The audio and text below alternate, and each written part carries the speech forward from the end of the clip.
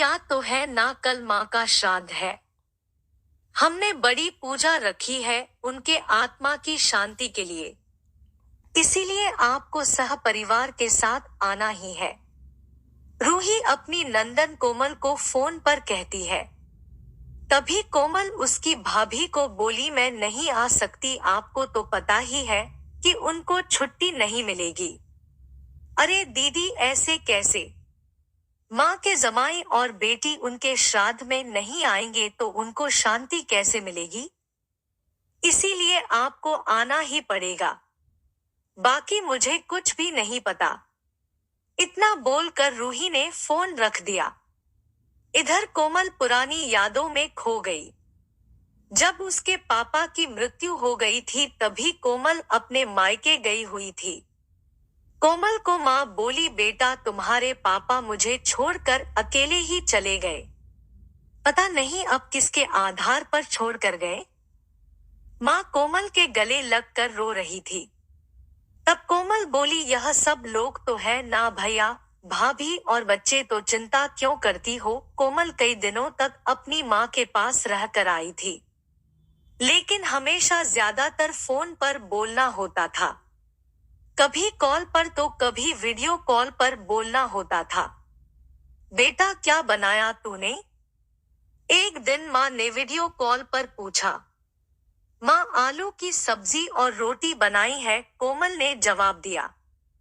माँ बोली, अरे वाह। सब्जी का नाम सुनते ही माँ की आंखों में एक अलग ही चमक देखने के मिली जो कोमल को दिखी।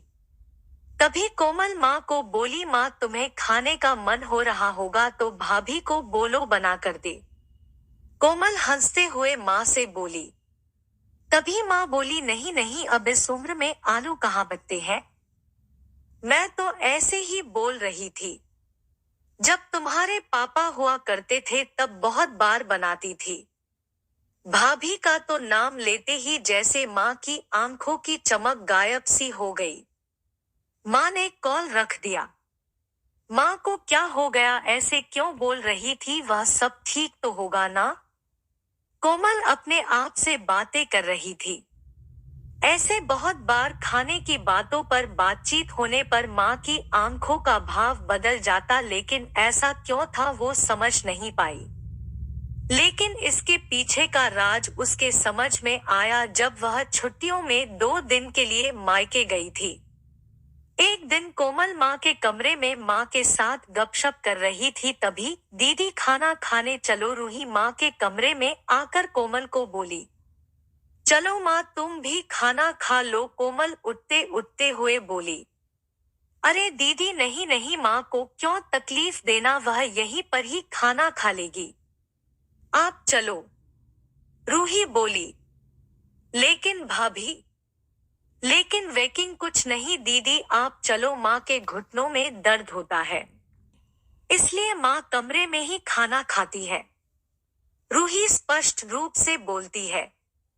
तो फिर भाभी मेरा भी खाना यहीं पर लाओ, हम दोनों साथ में खाना खाएंगे, ऐसे कोमल अपने भाभी को कहती है। इस पर रूही कुछ नहीं बोल पाई। लेकिन कोमल को साफ तरीके से समझ में आ गया कि रूही को यह सब पसंद नहीं आया। वह चुपचाप वहां से निकल गई और थाली में पूरी सब्जी, रायता, अचार लेकर आई और माँ के लिए खिचड़ी। माँ यह क्या है? तुम यह सब नहीं खाने वाली हो क्या? कोमल माँ को बोली। उतने में रूही बोली, अरे दीदी, माँ को यह सब हजम होता ही नहीं, इसलिए मैं उनको खिचड़ी और दाल ही देती हूँ। इतना बोलकर रूही वहां से निकल गई। माँ ने अपनी प्लेट उठाई पर माँ का ध्यान कोमल की प्लेट पर ही था। यह देख कोमल सुन सी पड़ गई। उसने माँ के मुंह में एक पूरी का निवाला डाला, लेकिन माँ ने मना कर दिया। तब कोमल ने अपनी माँ की आंखों में वही भाव देखा था जो वीडियो कॉल पर देखा था। पता नहीं भाभी का डर था या लड़की के निवाले का मोह था। तब भी कोमल ने पूरा खाना माँ को खिलाया और खुद खिचड़ी खाने लगी। 2 दिन कोमल वहीं पर थी और कोमल माँ को उसकी प्लेट का खाना खिलाती और खुद खिचड़ी खाती। ऐसे 2 दिनों तक चला। माँ के बहुत मना करने के बाद भी कोमल मात्र जिद में माँ को खाना खिलाती थी। वह बोली, भैया मैं कुछ दिनों के लिए माँ को अपने घर ले जाती हूँ। घर जाने से पहले कोमल ने अपने भाई तन्मय को पूछा। वह बोला, क्या तुम्हारा दिमाग खराब हो गया है? लोग क्या कहेंगे? बेटा माँ को तकलीफ देता होगा, इसलिए माँ अपनी बेटी के घर रहती है। तन्मय गुस्से में बोला, अरे बाबा सही तो बोल रहा है वह। माँ बेटी के घर जाती है क्या भला? तू आराम से जा अपने घर, मेरी चिंता मत कर। मैं यहाँ खुश हूँ। बेटे की बातें सुनकर माँ बोली। कोमल ने बहुत जिद की लेकिन माँ बेबस थी। कोमल उदास मन से अपने घर वापस आई। कुछ दिनों बाद खबर आई कि माँ अब नहीं रही। इस खबर ने सब कुछ खत्म कर दिया था। कोमल को पता था कि माँ कितनी तकलीफ से गुजरी, लेकिन माँ को दूसरा लड़का नहीं था बल्कि एक लड़की थी, इसलिए वह कुछ नहीं कर सकती थी। कोमल अकेले ही माँ के श्राद्ध में आई। आज माँ के श्राद्ध में 56 तरह के भोग बनाए गए। सब लोग मजे से खा रहे थे। लोगों ने रूही और तन्मय की वाहवाही करने में कोई कसर नहीं छोड़ी। दुनिया में सबसे अच्छा बेटा और सबसे अच्छी बहू कह रहे थे उन्हें।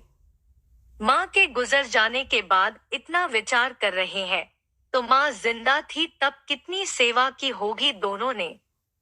कोमल दुखी होकर माँ की तस्वीर की तरफ देख रही थी। कभी दीदी चलो आप भी खाना खा लीजिए, रूही कोमल को बोली, जो माँ के रूम में माँ की तस्वीर सीने से लगाकर रो रही थी। वह बोली, नहीं भाभी मुझे नहीं खाना। लेकिन क्यों? आप नहीं खाना खाओगे तो माँ की आत्मा को कैसे शांति मिलेगी? रूही कोमल को बोली, भाभी जिस खाने के लिए मेरी माँ जब जिंदा थी तब तरसती थी, उसे मरने के बाद दे रहे हो तो वो कैसे तृप्त होगी? सोच कर देखो एक बार, आज आपने पकवानों का ढेर लगाया है। माँ जिंदा थी तब आपने उनकी मनपसंद खाने के 2 निवाले खिलाए होते तो माँ वैसे भी तृप्त हो चुकी होती। वही माँ का असल में श्राद्ध कहलाता। यह जो भी हो रहा है वह सिर्फ एक दिखावा है। इसकी वजह से माँ कैसे तृप्त हो पाएगी? और जो घर से मेरी माँ अतृप्त होकर चली गई, वह घर से मैं कैसे खाना खा सकती हूँ भला? कोमल चीरकर रूही से बोली। तभी वहां पर तन्मय भी आ गया। भगवान की लाठी में आवाज नहीं होती है भैया भाभी, वो जब भी किसी पर पड़ती है ना तब जख्म बहुत गहराई तक और न भरने वाली होती है। आप भी तो 2 बच्चों के माता पिता हो, लेकिन मैं भगवान से दुआ जरूर करूंगी कि आप जब तक जिंदा हो तब तक आपको अतृप्त ना रखें। माँ ने तो अपना वनवास भोग कर कहीं नया जन्म लिया होगा, लेकिन आपकी जिंदगी बहुत बड़ी है। कोमल यह सब बोलकर माँ की तस्वीर लेकर चली गई। पीछे रूही और तन्मय की गर्दन शर्म से झुक गई। दोस्तों, माँ बाप जिंदा है तब तक उनकी सेवा करना, उनकी हर इच्छा पूरी करना, वही उनका असली श्राद्ध होता है। उनकी मृत्यु के बाद कितने भी 56 भोग बनाए सब व्यर्थ है।